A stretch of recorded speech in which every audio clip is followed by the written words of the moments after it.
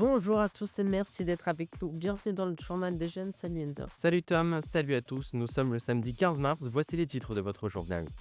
À la une, un bout de falaise s'est écroulé aux Loches ce jeudi, la municipalité interdit la plage, on en parle dans un instant. On ira dans l'Orne où un homme a été retrouvé mort noyé à Caen. C'est un témoin qui a donné l'alerte, on vous explique tout.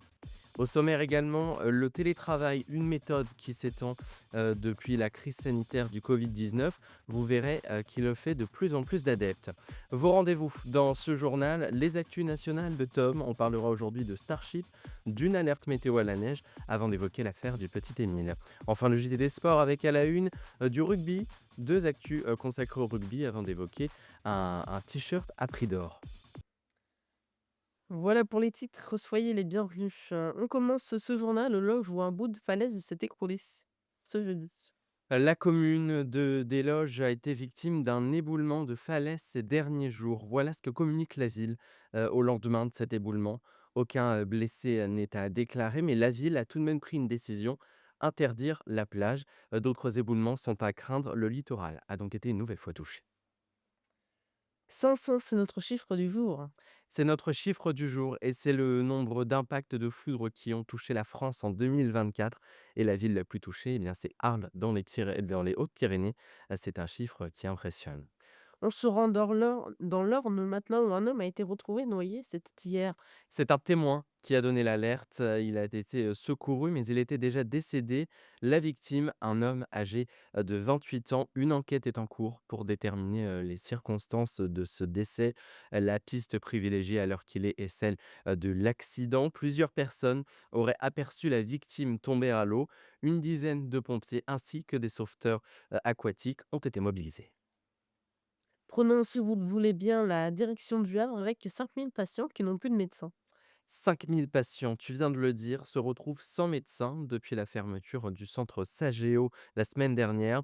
Des patients qui comptent tout de même faire entendre leur voix. Un collectif a même été créé dernièrement pour soutenir les personnes qui sont sans soins. Un danger, selon eux. Ils ont appelé Édouard Philippe, le maire du Havre, à trouver une solution le plus rapidement possible. Connaissez-vous Charlie Anne? Bah, je te retourne la question, Tom. Tu connais Charlie Anne? Non.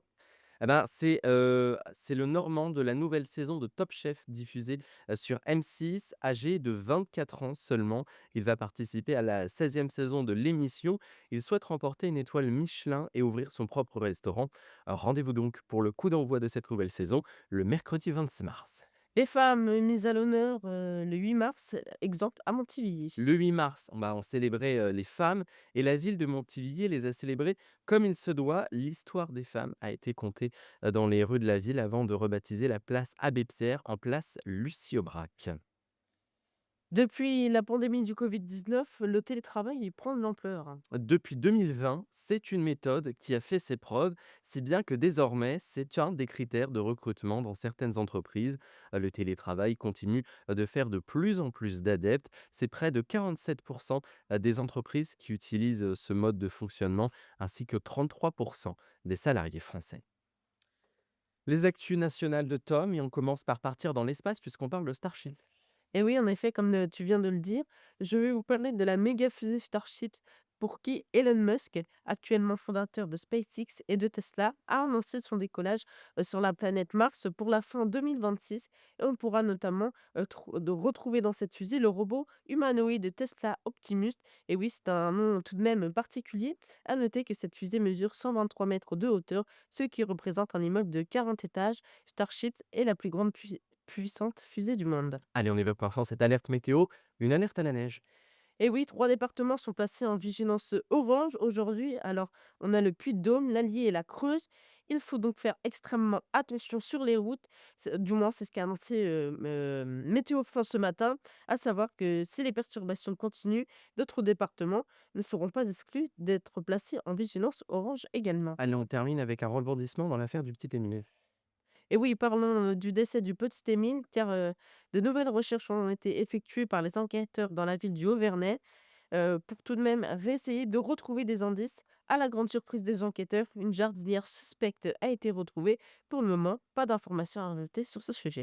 Sans transition, on enchaîne avec le JT des sports et on commence par parler d'Antoine Dupont, le capitaine de l'équipe de France qui est blessé. Et oui, comme tu viens de le dire, parlons d'Antoine Dupont, le capitaine des Bleus souffre d'une rupture des ligaments croisés du genou et selon un ancien médecin, Antoine Dupont pourrait être de retour au mois de novembre et donc être absent pendant 8 mois. Allez, on parle et encore toujours de rugby. À présent, parlons encore rugby, car samedi 15 mars à 21 h se tient la finale avec la France et l'Écosse. Moi, personnellement, je soutiens la France et toi, Enzo, tu soutiens quelle équipe? Bah, la France, forcément. Allez, on finit avec un maillot qui s'est le vent à prix d'or. Et pour cette dernière actu sportive, je vais vous parler de sport et de prix en même temps. Vous allez voir car un maillot qui avait été offert par Victor Wembanyama à un très jeune fan a été revendu aux enchères pour un total de 70 000 euros. Et oui, c'est une très grande somme, Raphaël. Effectivement. Merci Tom pour ce JT des sports et ses actus locales. C'est la fin de ce journal. Merci d'avoir été avec nous. On se retrouve sur YouTube, Spotify, Amazon et notre site internet radioactionjeune.fr. On se retrouve mercredi pour le journal de la culture. Je vous souhaite de passer une très belle journée. Salut.